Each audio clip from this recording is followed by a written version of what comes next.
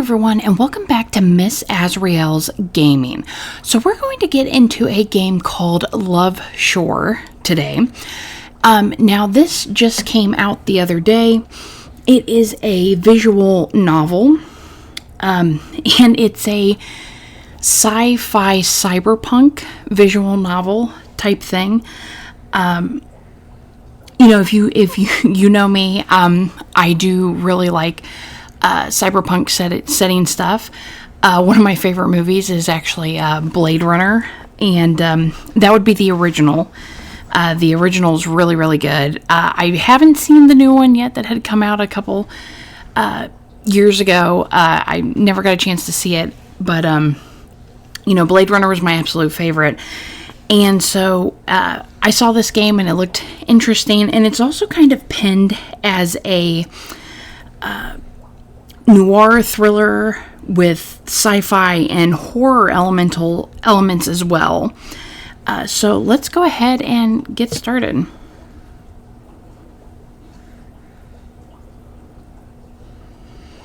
Okay, select my character. I'm guessing that's a girl. I don't know. We'll go with her. Okay, it says, welcome to Love Shore. Love Shore is an interactive visual novel and dating sim with unique storylines centered around all of its cast. Throughout the game, Love Shore will feature choices that can improve or can be blocked by your stat levels. So we have strength, intelligence, and courage. Monitor your stats on your phone using the Life S app. You'll be notified whenever a stat has been increased by a choice. How much a character likes you will also impact available choices and story progression. What's more, Love Shore has dating features, but will also indicate which choices lead to sexual encounters or romantic, non-sexual ones. The following icons are used to indicate the nature of each relationship choice. So we have romantic sexual with a flame, and platonic. Choices here will not impact the story or character approval. Play Love Shore how you want. Okay? So Love Shore is a mature game and will contain and reference the following topics. Content warning. We have sexual content, depictions of violence, body horror, blood, and gore, references to fertility, infertility, and pregnancy, explicit language, substance, alcohol, and drug abuse and usage, kidnapping, imprisonment, paralysis, character death, murder, suicide, past and present abuse, mental and physical, self-harm, reckless endangerment, weapons, and their usage. If you accept, click through to the game. So basically, if you're a child, you should not be playing or watching this game. I thought my life was over after my body was shipped back home. My mind was organic, but my body wasn't. As humans, we're supposed to be tougher than this. They actually look like twins. And I think it's really interesting. You can go back and play as the male character. The good thing is, when you're an S-human, you can rebuild.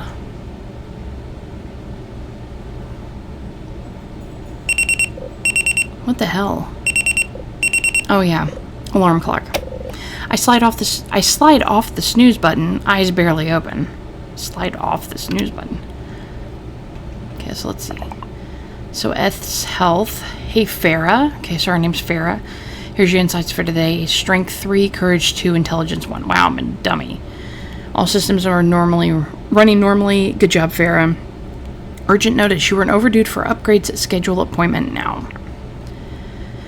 Okay, 23 hours of battery life remaining. Begin typing. We don't have anybody to type to. Okay, that's the settings menu. Oh, and we have a gallery as well. Okay. My heart rate settles and I'm staring at the ceiling. Just breathing. Easy, relax, kid. You're home. You're home and you can move your legs. The early morning light seeps in through the dusty blinds I'd pulled shut last night. The night I'd finally gotten home from my prison sentence. Don't even think I have anything for breakfast. Hibernation for months on end on cold concrete prison cell bench really doesn't do wonders for your joints. I heave myself out of bed and knuckle the tension out of my prosthetic knees, flexing the spring-loaded tendons as I go. Well, shit. Things aren't looking good. The tendons are way too tight, and I can feel the titanium alloy ball joints in my ankles grinding against the supports. Looks like nobody had bothered to rotate or oil my prosthetics while I was in hibernation. Typical. Farah? Farah, you in there? I hobble up from my seat on the edge of the bed. The nerves twinge where my standard issue as human legs end, and my prosthetics begin. Ow! Damn it! Coming. Wait, was that Talia?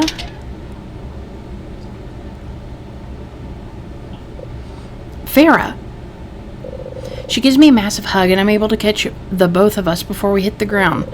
Did you actually forget to call me, or did they scramble your brain in there? Talia, my oldest and best friend from even before my enlistment. She's in her early 30s, but has the energy of a 20-year-old. I'm still not sure how she does it. My brain doesn't feel scrambled. Sorry, my phone was dead, and they kind of just tossed me in a cab and sent me on my way home. Talia gives me a dry look before glancing over my shoulder at the apartment, raising an eyebrow. Everything is still covered in about a year's worth of immaculated dust. Yikes. I think that was accumulated. I said immaculate. It's accumulated dust. Reading's hard sometimes. You could have at least left me a key so I could pick up the place. No way, I wouldn't have asked you to. She snorts, rolling her eyes. Excuse me. No, you could never ask for help. I do ask for help. I just can't remember when I last did exactly. Talia sighs. I know what it looks like when she's decided to cut me some slack. All right, what's done is done. I'm just really glad to have you back, Farah. Why don't we go get some food instead? Part of me is relieved at that. I kind of forgot what breakfast tastes like, to be honest. They really only feed us those gross nutrient IV things, M1Ms. Sounds nasty. Let's get you reacquainted. She brushes off my green bomber jacket for me, tosses in my direction. I can feel my shoulder groan as my automated reflexes snap to catch it. At least I don't miss an S-human that drops things. Wouldn't be very combat useful. Hey, what'd I just say about slow reaction time? Consider this your own personal training session, she says as she tosses a new pair of socks over her other shoulder. I dodge just in time to avoid them hitting me in the face. Come on, I just woke up. Oh, I can tell. Let's go, babe. We've never had a touchy-feely kind of relationship. Talia's more of an actions speak louder than words kind of person. I like that about her. Do you really want to try the same old place or do something different? Same old or something new? Let's try something new. If you know of a new place, that might be a nice change of pace. Wow, jail really does change people. All right, let's switch it up.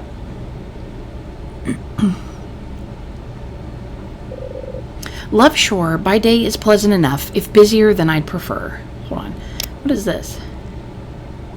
Why? Oh, we have like a cybernetic eye we can use. That's pretty cool. People tracing the same routes back and forth between home and work and play and back again. My apartment building was part of the development that came on hard and fast as the city sprung up tall and imposing in the middle of the sand. That was only after the implementation of the 24-hour system, of course. More work meant more workers, which meant more modular housing. It's easy enough for an S-human alone to get a spot to herself with some saved-up military pension money. It does get lonely, though, being by myself. I'm snapped out of my drifting thoughts when Talia tugs my jacket sleeve. Here it is, Sydney's. Sure does smell like bread. Pastry. The word you're looking for is fine pastry. The place is bustling, with people picking up to-go orders and jostling to grab hot drinks. Let me guess. Black coffee, no cream, no sugar. Yes or nope? Personally, I don't like coffee. Not a fan of coffee at all, so I'm going to say no. I'm actually kind of in the mood for something sweet. Oh, that's actually kind of cute. 2 vanilla soy iced macchiatos, please. Oh, and 2 honey cakes. The sensation of eating and drinking, even when I technically don't have to, is admittedly pretty nice. Talia's devouring a honey cake, people watching. I do kind of see your point about trying new things. Not so bad once you get used to it, right? So what do you want to do? The question is too big for me to wrap my head around, at least at the moment. Nuh-uh, you first. Well, first off, you missed a new program I'm heading up for my boss. Letting Talia talk is much more familiar and comfortable than answering questions about myself, and so I goad her a bit. What could I possibly be missing? Farah, please. It's basically a comprehensive medical survey, figuring out how S-humans are integrating, especially after experiencing combat. Can't imagine why you'd want to talk to me. I can feel sarcasm bleeding into my voice. At first, and only The first and only generation of S-humans grew up after the fertility crisis. It was theorized that because of their synthetic bodies and hard wiring, that they would be more resilient to mental illness, trauma, and PTSD than regular humans were. Uncertainty about the theory didn't stop the military from picking up as many S-human adolescents as possible. It was only natural for them to form what they thought would be a durable task force to deploy into the worst combat zones. You would be a good candidate. Is it because I came back, or because I'm not integrating well? Their theories were proven wrong pretty quick. Both, honestly. You've gotten more blunt since I've been away. Hey, I just know you wouldn't appreciate me sugarcoating it. She smiles brightly. Would you consider coming in sometime? Sure, or I can't. Okay, let's agree to it. I'm sure it can't be that bad. The idea of going through some kind of weird testing for the medical company Talia works for is admittedly a bit horrifying. But I can't exactly tell her that. So let's check this real quick. Okay, so that got us an intelligence. Nice. Okay, we're not as dumb as we used to be. Risking disappointing one of my only friends left in this city doesn't seem like a good idea. Can't wait. Okay, got it. Look, Farah, I'm kind of worried about you. What happened in there? I feel like I can't grab hold of the shape of it. If I look at it too closely, it all comes flooding back, and it's like I'm still in that jail cell. She peers at me over her macchiato, perfectly plucked brows knit together. It's okay if you can't confront things head on right now. I mean, fuck, you just got out yesterday. Yeah, I guess so. I can't leave her hanging like this. Come on, Farah, you gotta tell her something. Well, for one thing, I was seated right across from Sam, in the prison cell. I'm sorry, what? Sam, as in your weird neighbor, Sam? That weird Sam? That's Sam. I'm not really sure what to do about it. Okay, but you know he still lives above you, right? I literally saw him coming out of the building yesterday. He kind of looked like shit, to be honest. I winced. I'd hoped that he wouldn't still be living in my building. How long it'd be before I run into him? Not exactly a conversation I look forward to having. Hey, so I stared into your eyes for about a year in solitary confinement, and we have some kind of weirdo bond now. And also, by the way, we're still neighbors. No thank you, too goddamn freaky. Look, I'm sorry for being such a downer. I have to go get my legs checked up. Thanks for breakfast. Farah, wait, don't apologize. I'll text you later, okay? Maybe I'll see Weird Sam. Alright, Farah. By the time I leave the cafe, the afternoon is well in swing. There are still so many people on the street. I keep catching the eye of passerbyers, but I think I know, but nobody stops me. A part of me wonders if Sam feels like a ghost too. Maybe I should. For a brief moment, I consider the odds of him replying if I message him. We exchanged contact info ages ago, after he got locked out of the apartment. But that was way before either of us got into trouble with the law, and this is now. Doesn't seem like the best idea. Instead of seeing his contact, I scroll through my messages. There are messages from my parents, friends asking after me, people sending well wishes for when I get out of lockup. Something in me itches at the sight of the messages. Ignore them or check them. Let's check them. Alright, what's waiting for me? Unknown. Farah, it's Dad. When are you coming home? Your mother wants to see you. I navigate away from the text. They mean well, right? All this navel-gazing distracts me long enough to reach the hospital. I guess it's nearly dark out. Being frozen in a dark room for days on end has made time sort of disorganized for me. Besides, it's hard to tell from day from night in the city that quite literally never sleeps. At the intake desk out front, a bored-looking receptionist taps away at a tablet. I can't really help but feel a faint glimmer of hope rise in my chest. I'd be stupid if I didn't check to see if Imani's here. Can't hurt, right? What did you say, hon? Nothing. With the shadier underground business types taking over the town at night, injuries, accidents, and bodies tend to pile up at all hours. This clinic is one of the biggest in Love Shore, and luckily the staff usually features at least one or two S-humans specialists on call for when we come in with any odd damage to our bodies. I'm actually looking for someone. Name and position, please. Dr. Imani Santero, S-human specialist clientician. The receptionist snaps her gums. Oh my gosh, I cannot read today. The receptionist snaps her gum and fixes me with a look, eyebrow raised. Oh, sweetie, she hasn't been here for about a month now. A month? Is she on leave? No clue, hun. Intimidator, keep calm. Let's keep calm. It's not her fault. I can tell I'm not going to get anywhere by losing my temper. Oops. Okay, so we boasted our intelligence again. But I can tell you that my girl in the morning shift mentioned that she hasn't called in sick. Out of nowhere, my stomach sinks. It must have shown on my face because the receptionist quietly reaches into a bowl next to her tablet and slides me a mint. Did she seem normal before she left? She was taking on quite a few S-human patients. Always had people in and out of her office for appointments. Lots of doctors here get run down. Clinical exhaustion. But I'm sure it's fine. She's probably just taking patients out of office or something. I can slide you in with someone else in the meantime. Any requirements to consider? I guess I'll see whoever's available, as human specific, with prosthetics and training. Take a seat. It's going to be a minute. Great. Just what I want. More time to be alone with my thoughts. Sitting in the clinic's lobby, I do my best not to run disaster scenarios where Amani, my old doctor, didn't run off into the opposite end of the country, or come down with some insane human-specific disease, or...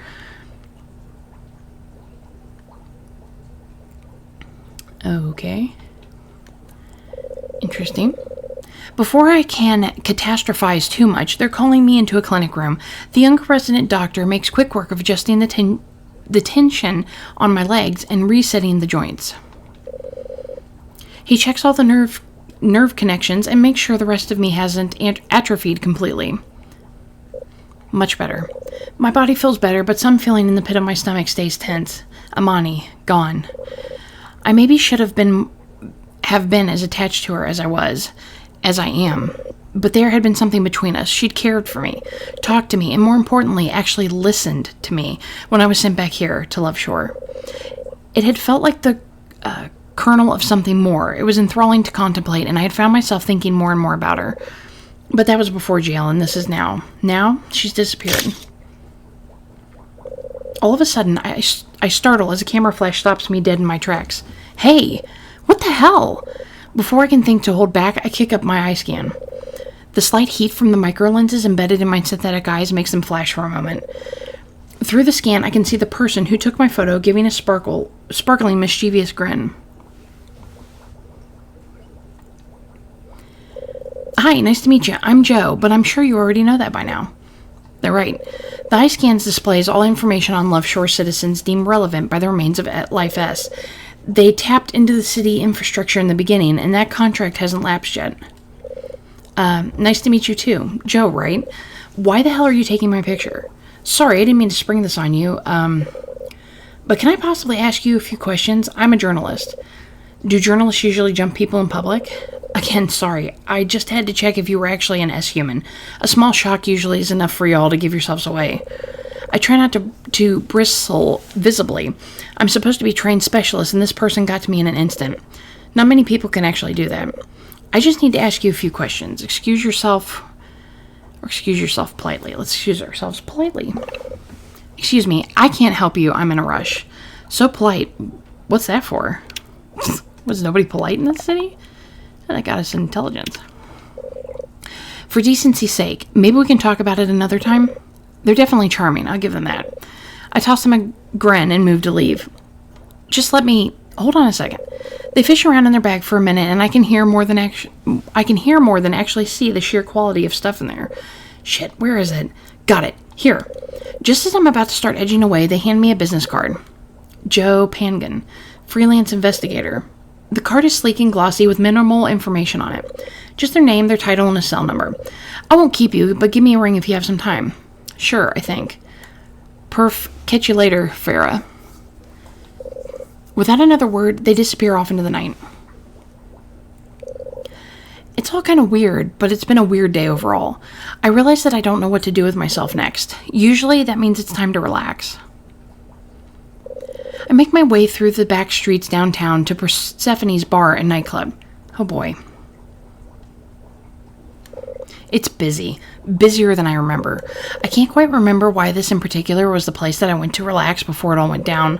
The fight, the night in general. I know S-humans are supposed to have steel-trap memories, but it's sort of a blur. We can get drunk, funnily enough. Synthetic bodies, human brains, remember? I make my way between tables, sliding between bodies, jostling for drinks, chatting each other up, talking loudly. Excuse me, pardon me. I managed to make it to the bar itself without losing my shit. And luckily, I know who's behind the bar tonight. Oh, thank fuck. She's pretty.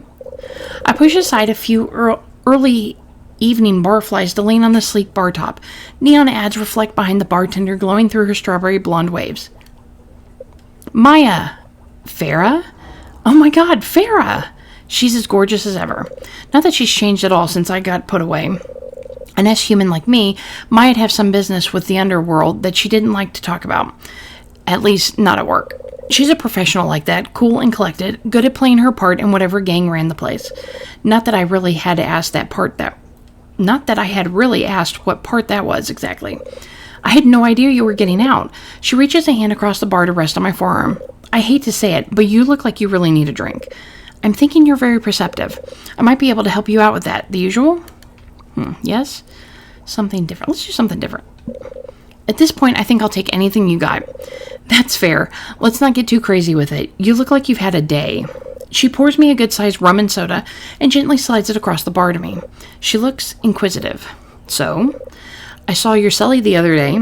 I choke on the last gulp of my drink. You what? How did you know?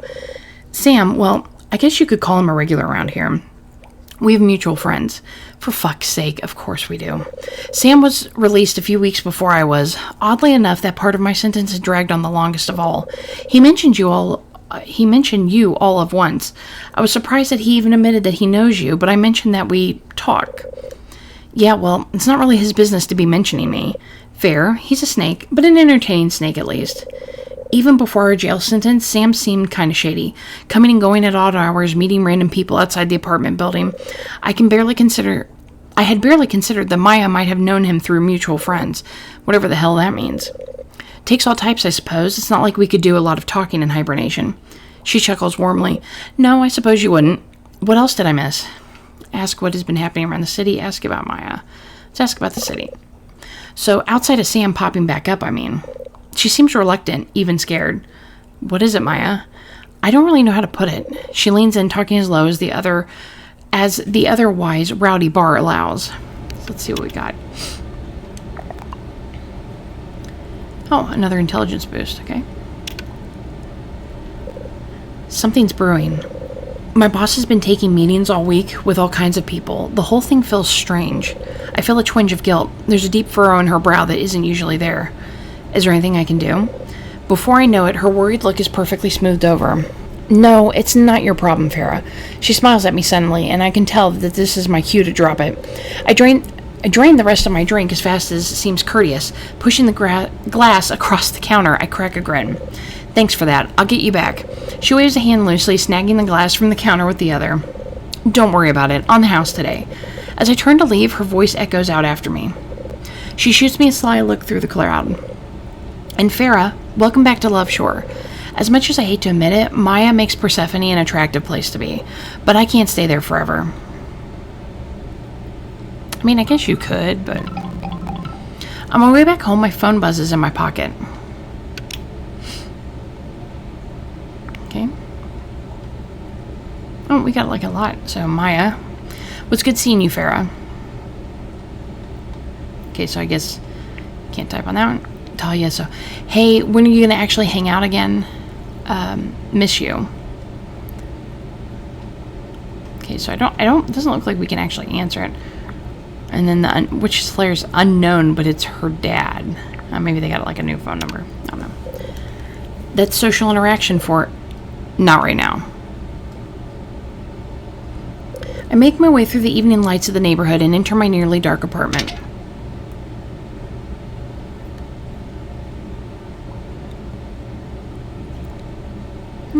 I have a message. The home voice comm by the door actually has a new message. I kind of thought I had exhausted all my contacts in my trip around the town that day. Huh, weird. I hit the play button. Farah, it's Amani. I know that you were just released, and I'm sorry to do this to you, but I need help, desperately. I have some information about a project that might affect a lot of people in this city. It's related to Love Shore's underworld, and I think you're the only one I can trust right now. Please, just call me back as soon as you get this. My heart drops straight into the pit of my stomach. How could she have known I was looking for her? All of this is too coincidental. Amani's voice sounded truly, legitimately terrified. And what was this about, a project involving the criminal underworld? There's no way that Amani's not in over her head, and if she's missing, I could be the only one who knows she's in deep, deep trouble. Well, fuck. Who will you reach out to? Amani, Joe, Maya, Talia, Sam. Well, wouldn't I want to reach out to Amani? But now I'm kind of curious what happens if I... So, I'm going to do a little quick save. I don't know if that's saved or not. Because I pushed the bumper button, but...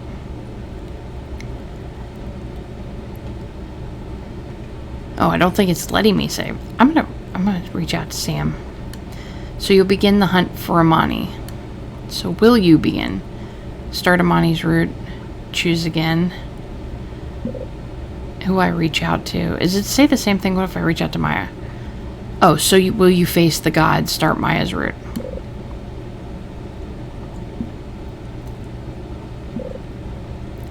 Oh, okay. Interesting. So it's Amani regardless? Like, I clicked on Sam. Secrets of Love Shore.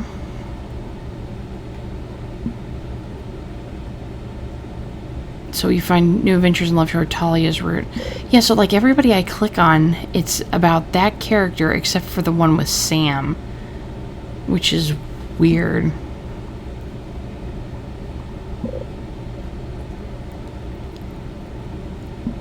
Okay, well, we'll just go. We'll start with Amani. So this is bound to be awkward, to say the very least. But if anyone knows where someone... Oh, okay, so he helps her with Amani no matter what. Got it. Okay, so but if anyone knows where someone on the run would go to hide in Love Shore, it would be Sam. Who is this?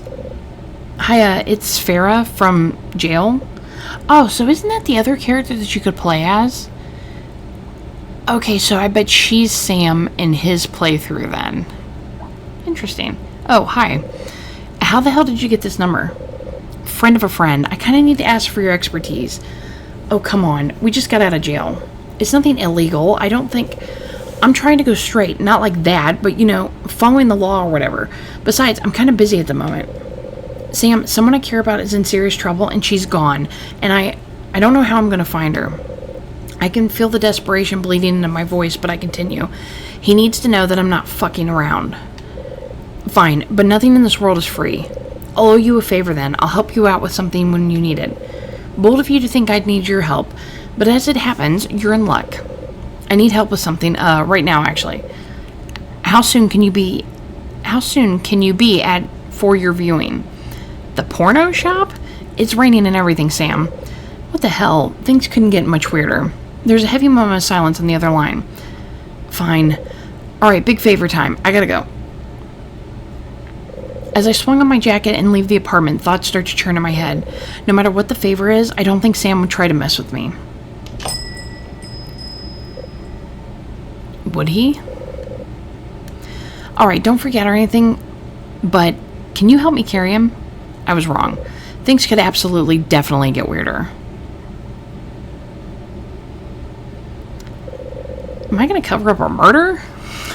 No offense, but you better have some impeccable help for me once we get done with this. Whoever's dead body this is...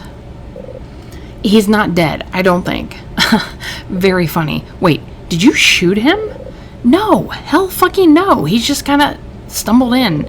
Questions later. Let's just get him back to my place.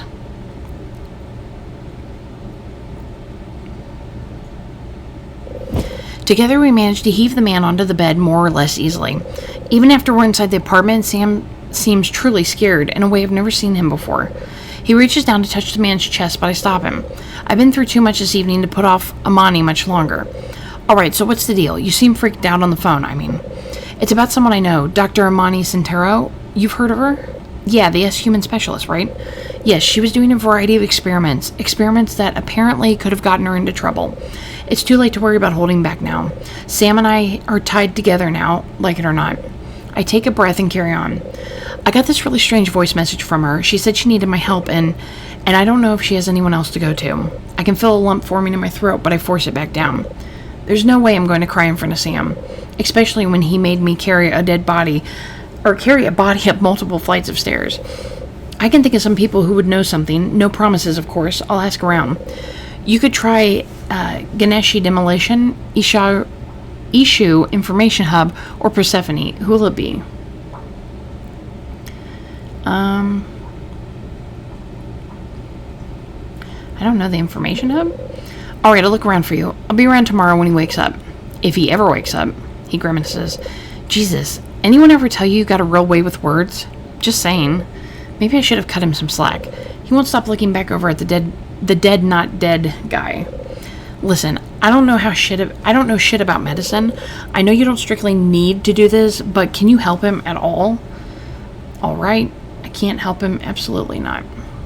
Let's try all right. All right, fine, but only because he looks really fucking terrible, not because you asked. Okay, so that got us a courage, I believe. Sam's instinct was right. I had learned some basic field medicine and training. Nothing at all technical, but enough to keep nearby human soldiers in one piece until they could get a real medic. Thank you, seriously. All right, chill. I mean it. What do you need? Tweezers, some alcohol, a needle and thread. Oh, and gauze. Lots of it. On it. As Sam scurried to get the necessary equipment, I set to work cleaning up the wound. Even as I got to clean it, the blood has stopped flowing, and the man is looking less and less dead by the second. If I wasn't sure it was impossible, I'd have said the wound was shrinking in his chest. After I leave, exhausted with the new number from Sam, that plus a few new blood stains on my jacket to show for it. I wake up groggy and disoriented and with only slightly more direction than last night. Everything about the scene in Sam's apartment is distant, like some kind of horrifying nightmare. I can barely remember scraping the blood out from under my fingernails before falling back into bed, the man's bloodied body floating in the dark void behind my eyes. At least my legs aren't as stiff this morning. At least I have something to do, a mission to complete. But first, coffee. As the pot burbles, I open the browser on my cell. Amani, Centero, MD. Let's see what we can find. Nothing too mysterious or any new articles, really. Odds are that working on secret projects wouldn't really lend itself to the latest news coverage. I tap on the images and only a few recent pictures pop up. Amani with her graduating class, with a cohort of new hospital hires, with some coworkers at a fundraiser. In all of them, she looks pretty, much exactly as I remember her. Although the last time we saw each other, she definitely had heavier bags under her eyes. She always looked so tired. That was until you got her talking about her research. A pang strikes me at the memory of her eyes lighting up, of her enthusiastic gestures as she tried to explain her newest experiments to me. Not that I'd really followed it at all. I just liked to see her talk and go on about whatever it was that she'd been investigating. She was normally so quiet and still. It had been charming to see her go on and on about her research. Hearing that change in her voice on the message, it was more terrifying than I'd like to admit.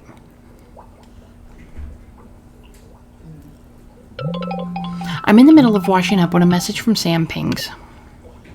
Hi, it's me. I know, what is it? I looked around for you. Might want to check at hospital ASAP if no contacts come through. Forward message. Doc's been AWOL for a while. Might check labs below sublevel over there. Makes sense. My buddy thinks she's there. Really? Really.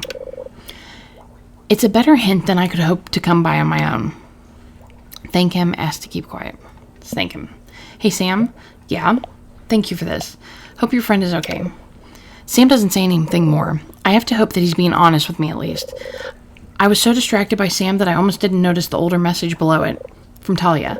I'd completely forgotten the survey thing she'd wanted me to attend, and now I definitely can't make it. Apologize, don't respond, don't apologize. I would apologize. Oh, okay, let's scroll up a little bit. Miss you. So, hey, you're probably sleeping in, but I figured I'd remind you that the work survey thing I'm running is going on today. Pee soon. I really hope you can come after all. Heart. Hey, Heart. I'm really sorry. I got caught up in something this evening on short notice. Maybe next time. Let me know if they're on a schedule and I'll be there. Well, Sam did say ASAP. Gotta get a move on. I toss some clothes on and make my way through a city in full swing. Love Shore is busy coming to life. It hums with businesses selling engineered goods and tools, people selling all kinds of services, workers coming and going.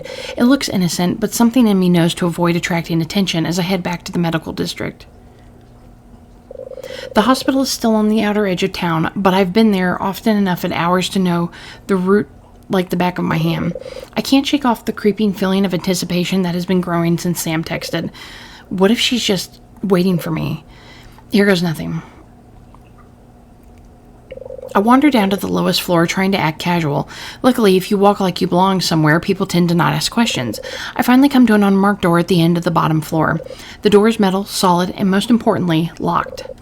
Might as well try the polite way first. I knock. I don't know what I expected. The lock is an older number, but no too different from the ones we were taught how to disable in boot camp. Force the lock, pick the lock, ask for help. Let's see if we can pick the lock. Got intelligence, okay? Maya was right. Just because they didn't cover this in basic doesn't mean it doesn't have its uses. I fish around in my pockets and a couple of bent paper clips fall loose. Unfortunately, I'm definitely not as good at picking locks as I am at breaking them in half. After a few minutes that feel like an eternity, the lock shifts and pops open. Who says brawn can't have brains? I toe open the door easily.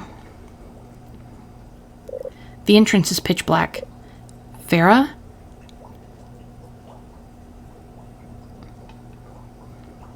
The entryway, illuminated by motion lights that slowly flicker to life, reveals Amani Santero.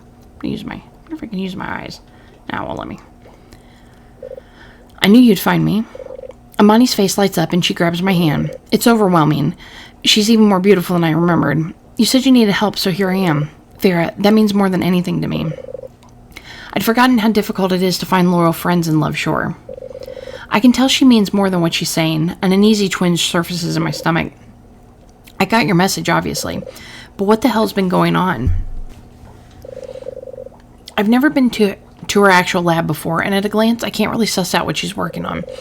There are papers stacked on the desk, flat metal examination tables, counters with preserved stuff in tubes. You can't tell? I guess I should cut you some slack. You were in prison after all. I really don't think I'd understand any more about it if I hadn't been locked up. Fair. She considers for a second, a slightly mischievous look in her eye. It's just a shame they don't let us humans get visitors. Oh? She reaches up to brush a cobweb out of my hair, and I can feel my scalp tingle. It's good to see you. Why don't I explain a little? I definitely appreciate that. She brings me over to the sizable desk strewn all over with diagrams, test tubes, and an impressive array of medical tools. For a long time, I've been confused about how to square the spoken reality of Love Shore with what actually happens here. Go on. The S-humans, the gods, humans even. What are the odds of both existing seemingly in direct defiance of the other, yet living almost cheek to cheek? I don't know, pretty low? Astronomically low, actually. Funny you should mention that, because I've been in contact with a handful of gods lately. She looks me over with a mixture of admiration and apprehension. A handful? Impressive, I must say. Suggest one of Sam's contacts, and then I've got one locked. So, which was... can't see. So my courage wasn't high enough. Okay. Maybe there's someone who can help you. I can get in touch with a contact I've just received. Who would that be? Issue? Her eyebrows shoot up. You've got friends in high places, I see. More like friends of friends, to be honest. She leads me over to a board pinned with dozens of incomprehensible papers, charts, and graphs. I do a quick visual scan to make sure it's nothing I recognize. All I pick out is a map of Love Shore with areas marked out in different colors and paths crisscrossing the city. I'm sure you recognize the map, but the map... She scrapes off a few sticky notes from the city diagram, gesturing expansively at the whole. Is not the territory. How's that? I know you're aware of the gods. They look nearly human to the rest of us. They use those forms and the city itself to be more easily influence humanity. But you, and other S-humans, you see their real forms as they truly are. Map. She hovers one hand parallel over the other. Territory. She claps them together in one brisk motion. I got it, but I'm still not sure why it's relevant. She sighs slightly. Patience is a virtue, darling. The darling part is admittedly distracting. I try my best to ignore it for now. These regions charted here mark the territory of the gods as they currently stand in Love Shore. This encompasses businesses, troop movements, headquarters, etc. She gestures wildly at the map.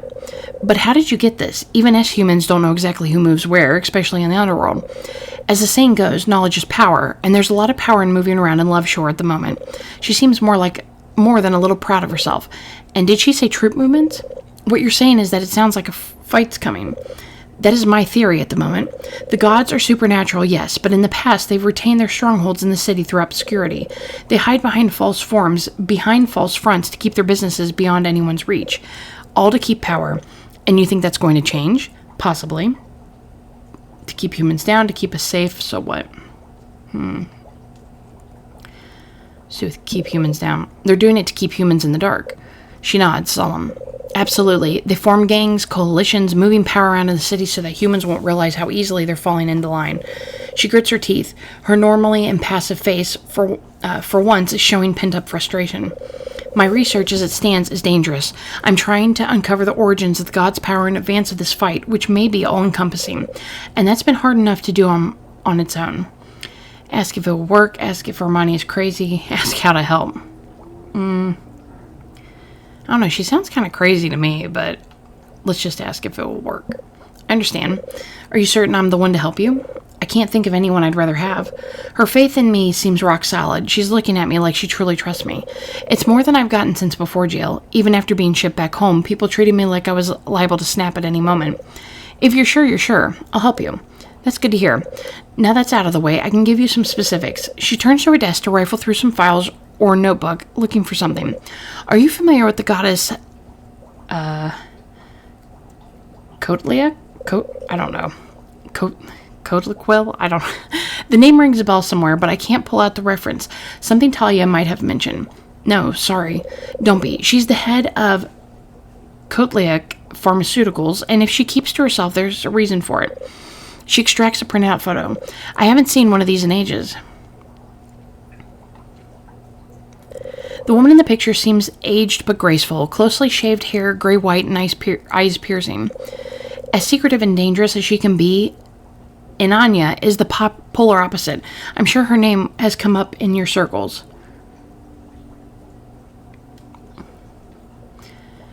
A chill runs down my spine. The mercurial, blood-soaked goddess of the narcotics trade.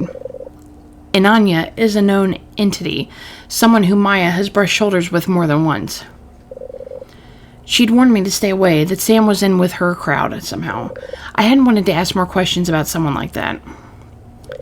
It definitely has. There's nothing that a booming monopoly hates more than fresh competition, and rumor has it that Inanya wants to go wide with her manufacturer. That fight that you mentioned, a friend told me that things have been heating up in the underground too, even for those who aren't running the show. Exactly. I've got a reason to believe that any conflict between these two would be disastrous for anyone who stood between them. And for humans most of all. The violent reality of Amani's implication sinks in hard and fast, like a kick to the sternum. We can't let them tear the city apart. Not like this. Not when Love Shore is already barely keeping the balance. It's an intimidating task to contemplate, I realize. Amani returns the file to her desk, already piled high with a small mountain of evidence and intel. She suddenly seems small, tired. Someone this brilliant is still human, vulnerable, and she's trusting me to protect her, to help her. I pull up a stool at the table, and the closeness feels intimate, like an earned privilege. I want to say something back to her, something that will let her know how I feel. Tell her you missed her, tell her you were worried for her. Let's go with worried. I can't tell her everything, but a partial truth maybe might be enough. I was worried about you, Amani. Huh? I appreciate the thought, Farah, but believe it or not, I can take care of myself. I know, I don't know that much about you still. She gives me a small smile. What were you up to? Well, I don't come to this stuff lightly. My interest began a long time ago. When I was in school, I was interested in anatomy, human physiology, treating patients. But even then, there were dozens of S-humans coming in needing tuning, new parts. Some didn't even know how to maintain themselves. Life S collapsing was a disaster for them and for everyone else around them. I had a mentor who was highly concerned for the future of the S-humans left behind. He taught me everything I knew about S-human science and physiology, but he didn't tell me everything. He kept secrets from me. What kind of secrets? He wouldn't say how or even if the gods are connected to S-human life, which troubled me to say the least. And that's why you were set on figuring things out, for us. She looks almost shy, vulnerable to be telling me this. Yes, for you, but also for everyone. I suppose, not just S-humans in Love Shore. I see her take a deep breath, as if letting some part of her secrets go to me. It seems like it's difficult for her to explain. We're all connected. If the gods can't see that, then it's time to make them see it. Well, today's your lucky day. Issue seems hard to find, but I have a way in. So you do actually intend to track down a god? If I can? Like I said, I've been given some contact information that will help us. I trust that you know exactly how dangerous that will be, Farah. Play it cool, make a statement, show off your skills. Make a statement? Show off your skills?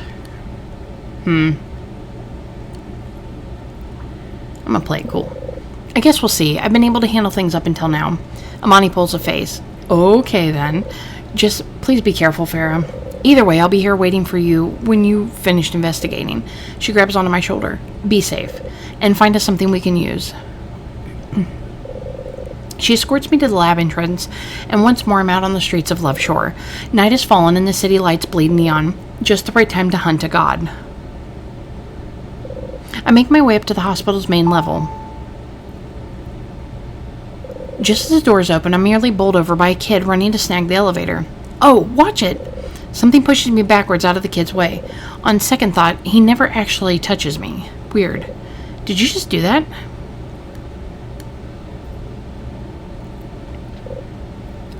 What's it to you?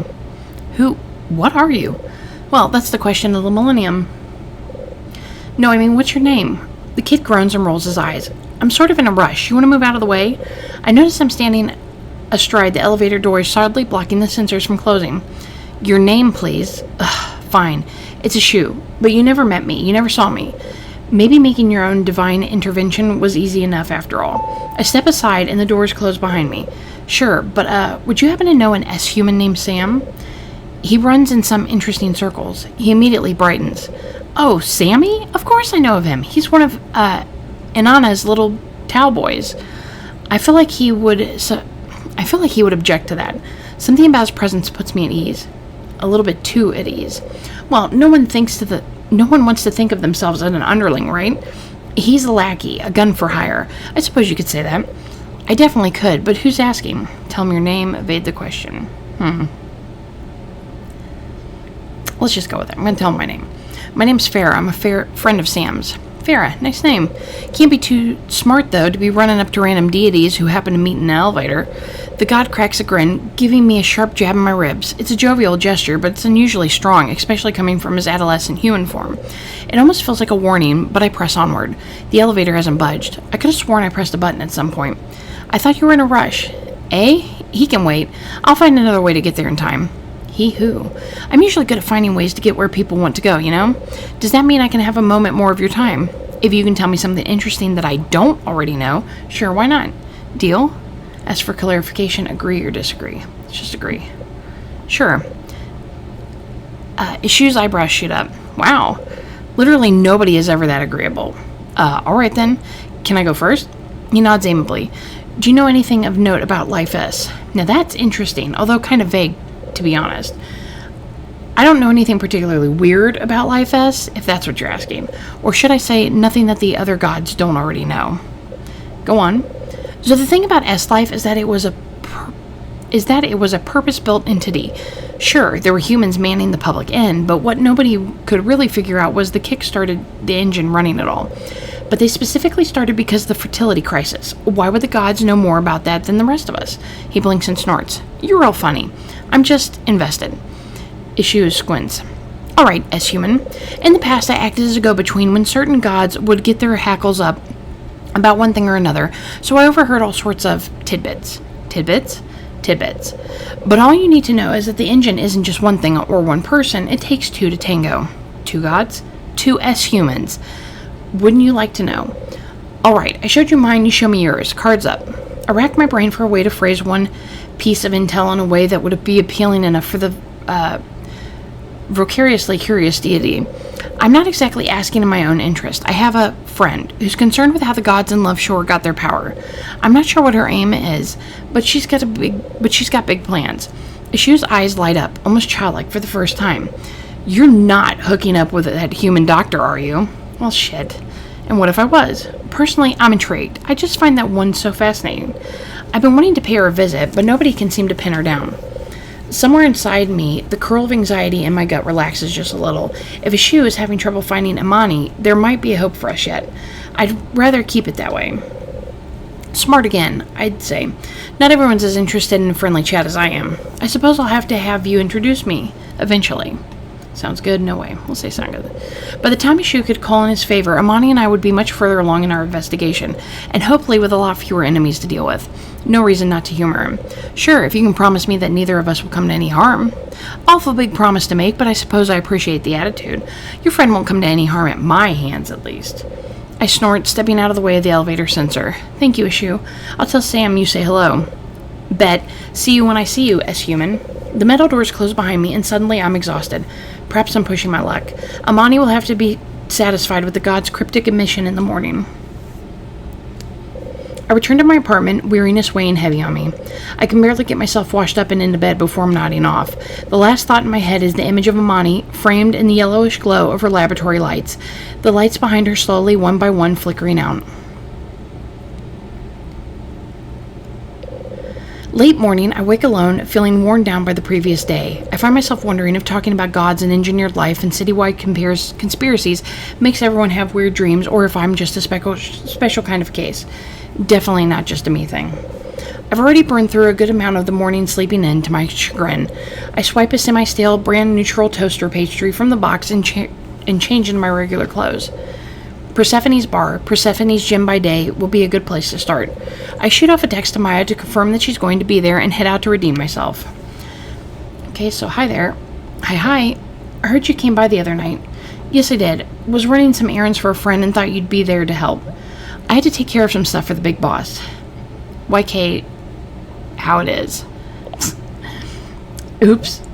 Don't worry about it. Jackie said you look stressed out. I was. Just forget how busy it gets in there on the weekend nights and left quickly. Aw, poor thing. It's all good. If you get arrested for punching your way out of my bar again, I'm burning the place down. You can join me in the S-Human block. Okay, ouch, but true. Come over this AM if you want. Okay. I pocket my phone. Moving to grab my jacket, I begin to head out of the apartment.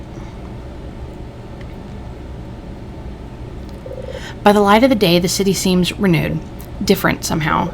It reminds you that even if things are covered up, the seedy underbelly of our city is always there, lingering just below the surface. For the moment, however, it's sunny and my joints don't even twinge. By day, Persephone's is just your standard slightly upscale gym. Maya's waiting behind the bar, now turned fancy juice counter. I make my way over, feeling better already. She's putting a row of crystalline glasses against the mirrored back wall into precise size order. Hey, bartender. Bartender, wow, who raised you? Who updated me, you mean? She giggles into a hand, the other still holding a gleaming highball glass at the ready. Actually, I've got a question for you. Maybe I have an answer. Is there any way I could get in to talk with your boss? Let me see. She places the glass down, decanting a bright purple blender of juice with one hand and shooting off a quick text with the other. Wow. You can stop gawking, I'm a professional. She slides a drink down the counter to a waiting customer and is about to start another when her phone buzzes. That was fast. She's asking if you're familiar with a Dr. Centero. Apparently word travels fast. Whatever that was cause for concern, I couldn't tell. You were looking for her, right? Should I say yes? Whatever will get me in that room. She shoots me an apprehensive look before tapping out an additional message. She said she'd be glad to say hello. You can go back to her table in a few minutes. Damn, thanks, Maya. Somehow this still felt too simple. My mechanical pulse jumped. I fumbled around by the juice bar for a few awkward moments before her bodyguard takes pity on me. Why would a goddess need a bodyguard? She's incredibly beautiful and has a kind of composure to her face that makes me feel at ease. Yikes. Which is immediately negated by the towering skeletal true form that glimmers to life before my eyes. I blink rapidly, trying to ignore the creeping sense of dread. What the hell am I getting myself into? Persephone? Who else, my dear? My Maya mentioned you. Come sit. The name's Farah, ma'am. Oh, ma'am. How formal. And yes, Maya mentioned that too. She didn't mention that you're military or recently ex, it seems. How did you... It's your posture, and those ratty boots in case you thought you were being subtle. I avoid glancing down at my feet. My boots have served me well enough up until now. She sighs, somewhat reluctant. Besides, anyone Maya thinks highly of, I'm interested in, even if they're caused a commotion at my establishment in years past. Shit. Persephone adjusts a lock of her hair and smiles beautifully at me from her seat at the table, crossing her legs daintily. Smiles beautifully at me? I don't think they meant that. I think they meant smiles beautifully at me from her seat. She's calm and unreadable in a way that's flat out intimidating. Now, whatever could you want with little old me? Of course, the skeletal true form lingering just beyond her doesn't help the intimidation factor at all. Can we see that with our eye? Nah. I was making inquiries for a friend of mine. I was wondering if you could tell me anything about the origins of Life S. The origins of life itself, you mean? You don't seem like someone who's necessarily up on your mythology. However, I am old enough to remember what happened to Prometheus vividly. Do you? I swallowed hard, racking my brain. Mythology, school as a whole, was not my strong suit. Tell her you remember. Tell her you don't remember. Lie. Well, I mean, I remember mythology, so I'll say I'll remember. Thankfully, something sparked a memory of middle school in my head. Prometheus was caught and punished by the Titans for trying to bring fire to the humans, guts pecked out by eagles daily. Well, a pleasant surprise. Brains and bronze, I see. She gives me a long look up and down, and I feel my face warm against my will. Getting hit on by a goddess, even indirectly, is admittedly new to me. You're right, of course. However, a small correction. Prometheus' mistake was stealing fire, but more importantly, stealing knowledge to give to humankind. Would that make you S-human the sacred fire? The funny little stories we tell ourselves are just lessons in disguise, of course. She looks amused at something, and I can't tell what it is. I've heard something about your friend. I do hope the good doctor doesn't wind up chained to a rock somewhere. Birds of prey tend not to be overly kind to thieves and traitors. I barely hold back a nervous gulp. But there I go, not even answering your question. She gives a light giggle, as if she hadn't threatened Amania 1 moment ago. It's not so much a question of who started Life S, as it is how it ever worked at all. All this technology advancement, and somehow the only solution that Love Shore could find to the fertility crisis was to create S-humans. I suppose so. Not the most convenient solution to a biological problem, to be sure. And once the S-humans were created, how do you suppose that they were animated, given life? I'm completely at a loss. I never thought of that part before. The engineers found a way to attach the brain to the artificial skeleton? A good guess. But how to keep it all together? To coordinate the motion of the artificial heart, lungs with bowels and muscles, all in sync with an organic brain? I blink at her. No other guess is readily available. She chuckles, giving me an appraising look. You might as well ask what animated humans in the first place. Ancient wisdom seems to say that it was the touch of a god. What's to stop S-humans from having the same source? I appreciate the words of wisdom, ma'am. The goddess smirks. She can definitely tell I am out of my depth. Just make sure you tell your, friend that she'd do well to look into who served up the idea of S-humans to Life S on a platter. That might help her, and you. She seems finished with me, and I don't dare push her for more specifics. Thank you, ma'am. I will. Your wisdom is much appreciated. She shoots me a beatific smile. Why, anytime, Farah. You know where to find me. I barely catch her smile sliding from her face as I turn to leave. The nervous knot that had appeared in me this morning tightens once again as Maya waves me over before I can leave. Looks like it went well. About as well as it could go, I think. Something about the goddess left me nervous. Maya frowns, maybe a little as anxious as I feel. She pulls me off to one side of the juice counter. I'm not entirely sure I should be telling you this, but I recently overheard something that might help you. Really? Maya, I promise I won't tell anyone you told me. I try not to sound desperate, and I'm not sure how successful I am. There've been a ton of gods coming and going meeting with Persephone. I normally wouldn't know about it, but all of them come up to the bar sooner or later, and they all talk. I can tell she's dancing around whatever she's trying to say. I place a hand on her arm and give it a squeeze. She sighs, looking worried. Kotliqu, I can't pronounce that name. Kotliqu has had people coming and going from the club, but she hasn't shown up yet herself. We're preparing for an event tonight, and I don't know for sure, but I think she's actually coming to meet with Persephone and talk business. My stomach drops. Tonight? What makes you so sure? I never thought she showed her face around the city. Normally she doesn't, but with a war coming, I guess desperate times call for desperate measures, as they say. Do they say anything about what those two are going to be talking about in their meeting? She glances around, but Persephone and her massive bodyguard have disappeared into the depths of the gym. You're afraid of her. Don't be stupid. She collects herself a beat. Sorry, no, not exactly. Maya. Everyone's just been on edge recently, and she's no exception. There have been issues with some minor trickster god interfering with business. Persephone suspects that Anya has something to do with it, and she wants to break the news to Kotliqu gently so that tensions don't rise any higher. Gotcha. I can't help but wonder if things already are tense enough around here. Maya sighs. I hope you do, Farah. Anyway, I have to get back to it before anyone important comes in for the start of the evening shift. Thank her or leave. I'll thank her. She still seems deeply worried, and my presence hasn't made things better. I'm sorry you didn't have to tell me all this. I'm sorry you didn't have to tell me all this and put yourself at risk. I'm already doing things I shouldn't around here. You could repay me by answering something, though. Uh-oh. It better be a good question. It is, don't worry. She leans over the bar, cajoling. Who's this Dr. Amani character? Clue her in, evade the question. I'll just tell her. Maya's a friend, and a good one at that. Not to mention she's just done me a pretty big favor, too. She's a friend of mine. And she's special. Look, we're all special, Farah. Specifics, I need details. She's smart and beautiful and she's the most interesting person I've ever met in my life. Maya hums, looking like she's brimming with even more questions. I'm sorry, I gotta head out, but I'll catch you up a little later, promise. She brightens immediately. All right, Miss Romance, catch you later. I feel the artificial blush rising in my face. She shoos me from the juice counter. There really should be some kind of factory setting to turn that off. I'm kind of curious about the romance in this game because it was listed as having multiple romances, but so far they're just forcing you at this doctor, which I hate when games do that. Don't like it at all. So as I go to leave, the gym has made its nightly switch back to a club, and it's bumping.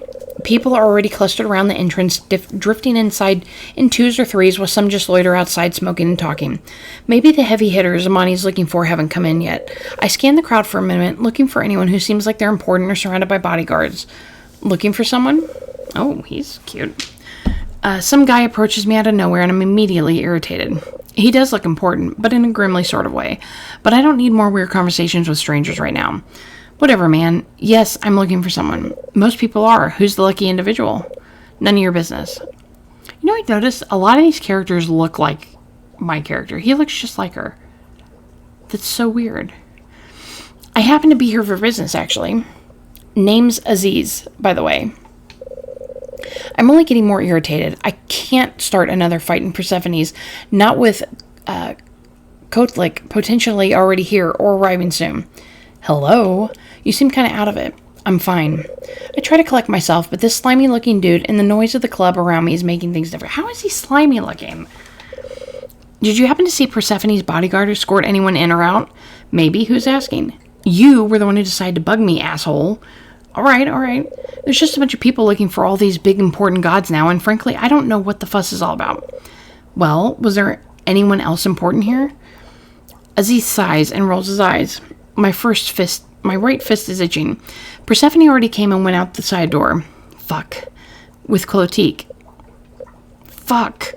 You might be able to catch the both of them, though. There's a new casino opening tomorrow night. Really? Yeah, Scar's place. Should be a lot of interesting people there. He hands me a small, finely embossed business card. It's matte and black and looks more expensive than a lot of things I own. You didn't hear it from me, though. He smirks as I stow the card in my jacket pocket. Make sure you wear something a little nicer, by the way. It's black tie. I roll my eyes. Between him and Persephone, I'm still not sure what's so wrong with my clothes. Thanks, I guess. No worries. Again, you didn't hear it from me. He turns on his heels and shouts over his shoulder, voice barely carrying over the crowd at Persephone's. By the way, Sammy says hello. God damn it. I should have known that Sam would find some way to make it up to me, but sending some random guy along to do it seems his style. With that, I make my way away from the bar. I head down a narrow alley I know that cuts through a few more clubs and bars that are beginning to switch over to the regular nightlife storefronts. I check out some stores that I don't recognize, the names of restaurants and clubs that weren't there before Sam and I were locked up. It feels like a dream, neither good nor bad, just different. It makes things feel alien, uncanny. It seems like night falls quicker tonight, and before I know it, the sky is turning purpley blue. As I round the corner of an alleyway, I realize that there's a woman loitering in the alleyway. She looks like a vampire. She looks pissed. Hi there. You Farah? I'll take that as a yes, I suppose. The woman looks vaguely familiar, but I have no idea where I've seen her before. Do I know you from somewhere? Name's Viv. I'm a friend of Sam's. She's clearly blocking my exit. Something about this is not good, but I can't tell what. Quick question. I heard you're familiar with a local doctor named Amani Santaro. That's true? Tell her yes, tell her no. Let's just tell her. I am, yes. Whatever her goal is, Viv doesn't look like someone to mess with. Why do you ask? How familiar? Damn it, she looks pissed. I'm a patient of hers, just been doing some work on the side to help out some research. Then you should already know that she's been up to some shady shit. Some dangerously shady shit. That's been affecting folk on the ground. I don't know how to get out of this. Viv is looking more and more angry by the second. If you cared about your fellow as humans, you'd stop helping her. What? Before she decides to dig around in your brain next. But before I can ask for more details, she disappears into another alley. Wait, Viv! She flits out of sight as soon as I round the corner. Viv is gone, leaving me with only a low, stewing feeling of dread in the pit of my stomach. I check the time and realize that between wandering the back streets and confronting Viv, it's way later on in the night than I had thought. It's time to update Amani. I make my way down below the hospital again, and the lab door is unlocked. Amani's hunched over a weird-looking piece of something on a tray. I try not to think about Viv's warning in the alleyway. Hey there. Oh! She startles at the greeting. She was totally lost in thought. It's extremely cute, despite it all. I'd figured I'd check back in with you, Doc. I see. How did it go today? It was interesting. I've got a question first. Ask about what's going on. Demand to know what's going on. I'm going to demand. Amani, what's actually going on here? What do you mean what's going on? You know what I mean. I've been busting my ass for almost 2 days straight, talking to gods and strangers, all sorts of weird people for you. Farah, come on. I'm not holding you at gunpoint to do any of this. There are things taking place in Love Shore here and now that began far before you decided to drop in. She fixes me with an irritated look. Do you want to help shape the future of the city or not? Yes, of course, it depends on the circumstances. I'm going to say depends on the circumstances because I don't think she's being truthful about everything. That depends on what I'd have to do to shape it. Do you remember that mentor that I mentioned, Dr. Alyosha? I remember her saying something about a mentor last time we spoke, but name rings absolutely no bells. Sure, what about him? Well, he wasn't just a brilliant doctor. He was a scientist first, an inventor, you could say. She pauses, searching my face. He was concerned for the fate of S-humans in particular because he invented them and then became the first one himself. I can't stop the surprise from bleeding into my expression. The creator of Life S was like us, and Amani's mentor? She pulls out her cell phone and scrolls to a photo. It's the man from Hollow Ponds. Or, if it's not him, it looks just like him. He was a genius, a great teacher, but also someone who saw limitations to his creations. As a younger man, he was sick with an aggressive disease. He never talked about it much. Making the technology that would become the origins of S-human physiology saved him, and would hopefully save others. And he taught you everything you know. Well, not everything. Why don't we finish this conversation on the roof? I need some fresh air.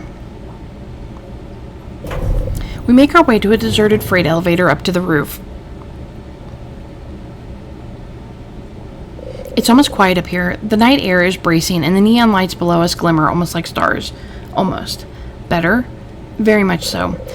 I realize I've never seen her outside of the hospital before. The wind plays in her hair, as stupid as it feels. I realize that she's beautiful in this light. I've been working to recreate his research. To create S-humans? Not quite. I've spent the better part of my life training and studying S-humans. I know you better than you know yourself. That seems a bit extreme. Not if you've seen what I've seen. She sighs, leaning against the railing separating us from the steep drop to the street, and peers over. The creation of S-humans wasn't done through simple mechanical means. There was something else. Ayoshe was working to create some kind of key. She turns, looking at me. I think that the creation of that key involved the assistance of a god. I don't know who exactly, but I've got my suspicions. How can you know that? There's absolutely no reason, physiological or psychological, that you should be able to see the gods as they are in their true forms. Not if Ayoshe was simply creating a cyborg. Cyborgs are easy. But you're something entirely different. Okay, so that's locked from courage, so be strong, be witty. I can't switch to be strong. It's got me stuck on witty. Come on, move up. Okay, that's annoying. I guess I just have to go with that. Different from all the other people you've fallen for. She looks me over and laughs, but it rings a little hollow. Oops. You're funny. Seriously, though, S-humans have a spark of something. Investigating that, studying it, it's what I've been doing, and maybe recreating it. She sighs and turns to me. Farah, do you believe that this place can change? That a better world is possible? Yes, of course. Yes, but it'll be difficult. Not anytime soon. So yes, of course. Of course. What'd that give me? I think it was courage that went up. Change is always possible if you want it. She looks at me and her expression is soft. I agree, especially if you do it with those you care for. She gives a long pause, staring out at the city stretching out beneath us. Nighttime here is so strange. Never quite dark, never quite light. It's always something in the middle, I guess. The 24-hour cycle. It makes it seem like it'll never stop, that it'll never be totally light or dark here. I remember my parents telling me of a time before when nighttime was different, when you could see stars.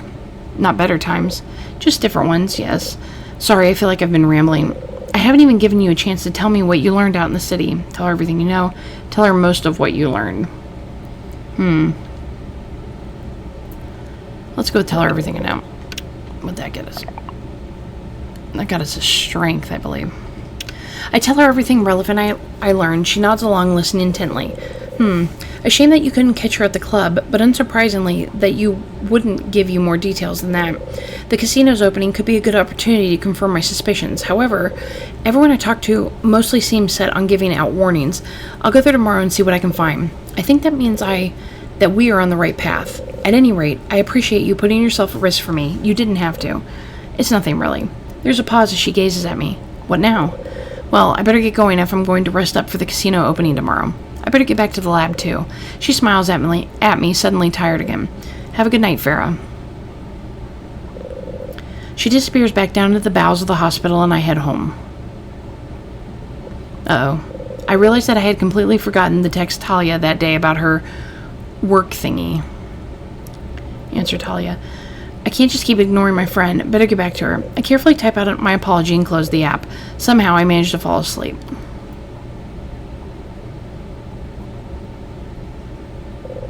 My alarm clock doesn't go off this morning, and by the time I roll over, bright daytime sunlight is blaring through my blinds. Ow. I should have asked Amani for a quick checkup last night because my joints are aching from all the walking I did yesterday. Although my memory of seeing her the day before nearly makes me jump out of bed. What did Aziz say about that casino opening dress code? Was it white tie or black tie? I racked my brain while making coffee again. Absolutely nothing. Maya would definitely know about this kind of thing. So Maya, you're lucky I just woke up. I need help. Again? Sorry. I'm sorry. You didn't get in trouble at work, did you? No. So can I ask you my question? Fine. What do I wear to the casino opening thing? My sweet idiot. Hey, it's black tie. And I gotta run errands, so figure it out yourself. Okay. If you get arrested for punching your way out of my bar again, I'm burning the place down. You really should be worried less about your fashion choices. And more worried about getting out of there alive. Brush her off. Thank you for the warning. Thanks, Maya. I appreciate it. I switch windows to read Amani's message. Good morning. Hi. How'd you sleep? Well enough. I'm antsy, though. About the casino opening? You'll do well. I don't know. Plus, I'm still not exactly sure what I'm going to wear. I'm so sure you'll look amazing no matter what. Thanks. Make sure you have a valid invite. If my hunch is correct, it'll be extremely secure. Once you're in there, I forgot to mention this, but we need to sort out who Ayosha specifically worked with at the beginning of the Life S. That's the one thing I haven't been able to figure out since his death. No clues? Just guesses. And I know you hate to guess. It's not a very scientific method of me. I'll do my best. Talk later. I throw back the first cup of the still burning hot coffee. There's only one person I know who'd be able to sneak into some place they're not supposed to be. I pull up another text window. Hey, I just woke up. Okay. Sorry? Anyway, you know all kinds of shady shit, right? Wow. I don't need you to do anything. I just need some guidance. Oh, fine. What is it? Do you know about a casino opening happening tonight? Maybe. So can you get in? To be honest, IDK. Sam, come on. God, fine. I know someone who might be able to, help, I guess. Receiving contact information for Joe Pagan. They're usually at the bike shop on the other end of the neighborhood. You can tell them I sent you. Thank you, Sam. Don't do anything stupid? Okay, chill. I'll die as I live. Did that guy you find in the shop wake up? I sit and stare at the chat log for longer than necessary, but Sam never answers. Well, that doesn't sit right with me. I'd assumed that Amani was the only one who would want to butt in on the war between the gods, but now I'm not so sure. Inspecting the new contacts Sam sent me, I realized that it's the name of the freelance investigator from my first trip back to the hospital. This is getting weirder by the minute. If this is a hint at how my day is going to go, I throw on some clothes and head down to the bike shop. Okay, so saved. All right, everyone. So I'm going to go ahead and stop it there. Hopefully you're enjoying Love Shore. And we will continue next time with meeting Joe, who's going to help us supposedly get into the casino. Hopefully we get to pick our outfit. That would be kind of fun, but who knows. Leave me a comment down below what you think about the game. Please leave me a like, subscribe if you haven't, and I'll see you next time. Bye.